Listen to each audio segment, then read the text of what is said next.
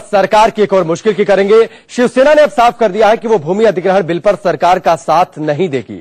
India news के senior editor प्रकाश पांडे ने संजय राउत से बातचीत की।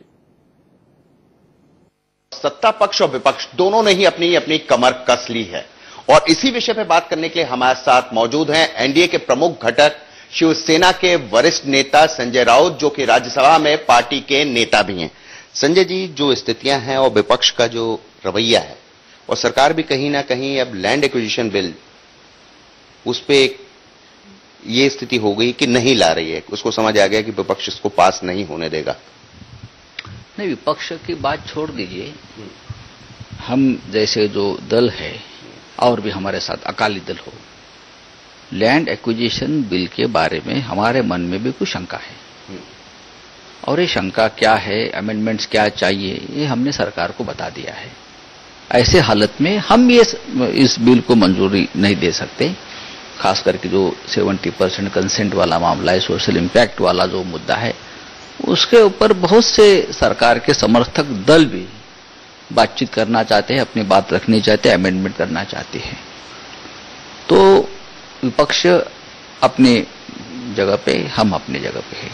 मतलब अगर विपक्ष ही नहीं लाने दे रहा है, आपने भी साफ तौर पे कहा और शुरू से शिवसेना तो बहुत मुखर होकर बोलती रही है और अकाली कि आप लोग इस प्रारूप में इस लैंड एक्विजिशन बिल को पास नहीं होने देंगे, शायद इसीलिए सरकार को भी मुंह की खानी पड़ रही है और लगभग तैयार है कि अब नहीं लाएंगे, पर अध्यादेश तो लाएंगे। वो अध्यादेश लाना सरकार का अधिकार है, लेकिन ये अध्यादेश भी चौथी बार हो रहा है। This is 4th time they are coming with ordinance. तो लेकिन मुझे लगता है कि आज भी प्रधानमंत्री जी ने जो बातचीत की है सभी दलों के सामने कि वो बातचीत के लिए तैयार है। तो अगर बातचीत के लिए तैयार है तो मुझे लगता है ये कोई झुकने की बात नहीं है सरकार की, लेकिन ये देश जो है ये किसानों का देश है।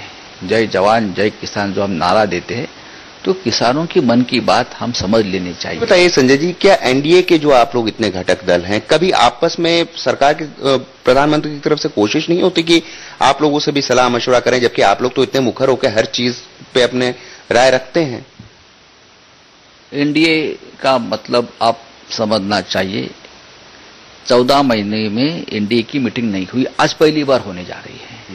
तो ये खुशी की बात है। हम बार बार मांग करते उठाते आए हैं कि एनडीए की मीटिंग होनी चाहिए। देश के सामने जो समस्या है, सरकार कैसी चल रही है, सरकार की भूमिका क्या है, हम आपके समर्थक दल है।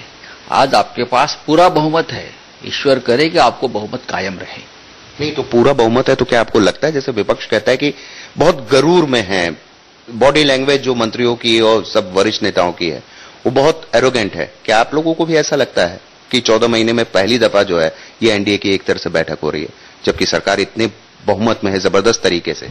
देखिए, बहुमत की बात अगर आप करें तो ये देश का लोकतंत्र बहुत चंचल है, अस्थिर है और आज का बहुमत कल नहीं रहता।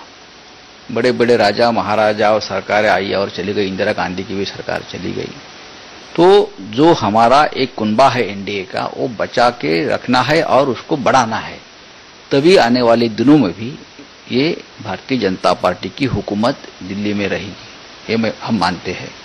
और जब एनडीए के साथ कोई नहीं था तो शिवसेना और अकाली दल, नीतीश कुमार साहब भी थे, कुछ अभी चले गए, हम 2-4 लोग ही थे आपके साथ। तो हमसे तो बात होनी ही चाहिए। हमारे जो नेता है, चाहे बादल साहब हो, उद्धव ठाकरे साहब हो, हमसे अगर बातचीत नहीं होगी, संवाद नहीं होगा, कम्युनिकेशन नहीं होगा, तो आज आपके पास बहुमत है, हम आदर करते हैं बहुमत का, लेकिन कल ये बहुमत का आंकड़ा क्या होगा, कैसा होगा, और 4 साल के बाद चुनाव आएंगे तो कोई बता नहीं सकता है भविष्य के क्या लिखा है। तो विपक्षियों को छोड़ दे तो सरकार को सहयोगियों से भी मुश्किल भरी खबर है। शिवसेना ने साफ कह दिया कि भूमि अधिग्रहण बिल का वो समर्थन नहीं करेगी मौजूदा हालात में। वक्त ब्रेक से पहले आपने संजय राउत को सुना, किस तरीके से संजय राउत ने साफ कर दिया कि भूमि अधिग्रहण बिल का शिवसेना विरोध करेगी मौजूदा हालात में। सुषमा स्वराज और पंकजा मुंडे को लेकर क्या कुछ कहा संजय राउत ने, अब वो सुनिए। एक और चीज है संजय जी, जिस तरह से विपक्ष और लगातार मीडिया में जो भ्रष्टाचार के आरोप लगे इतने वरिष्ठ नेताओं पे, स्टेट के नेताओं पे, उस पर भी विपक्ष जो है बिल्कुल लामबंद किए हुए, और लग रहा है जो रवैया है सरकार को काफी मुंह की खानी पड़ेगी। उस पर शिवसेना की क्या राय है?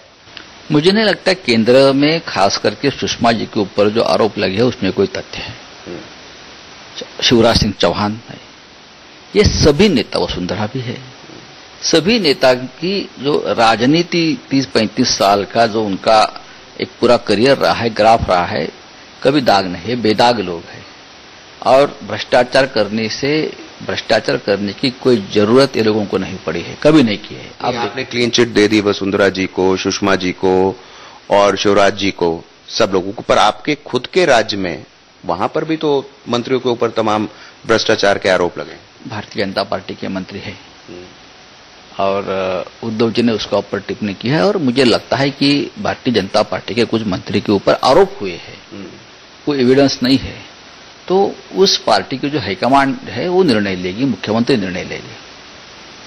महाराष्ट्र में सब कुछ ठीक ठाक चल रहा है, क्योंकि सामना में जिस तरह से लेख छपते हैं और जो बातें पार्टी की कही जाती हैं उससे लगता तो नहीं कि सब कुछ ठीक चल रहा है। शिवसेना एक ऐसी पार्टी है जो पीठ पीछे कोई बात नहीं करती, जो मन में आता है मुंह पे बोल देकर आगे चली जाती है। उस वक्त हमें जो लगा सही या गलत हम सामने बोलते हैं, हम कोई आपके पीछे कोई कारस्तान या षड्यंत्र नहीं करते। तो लैंड बिल के विरोध में लेकिन सुषमा स्वराज के समर्थन में है शिवसेना। फिलहाल अभी के लिए बस इतना है, वक्त ब्रेक का।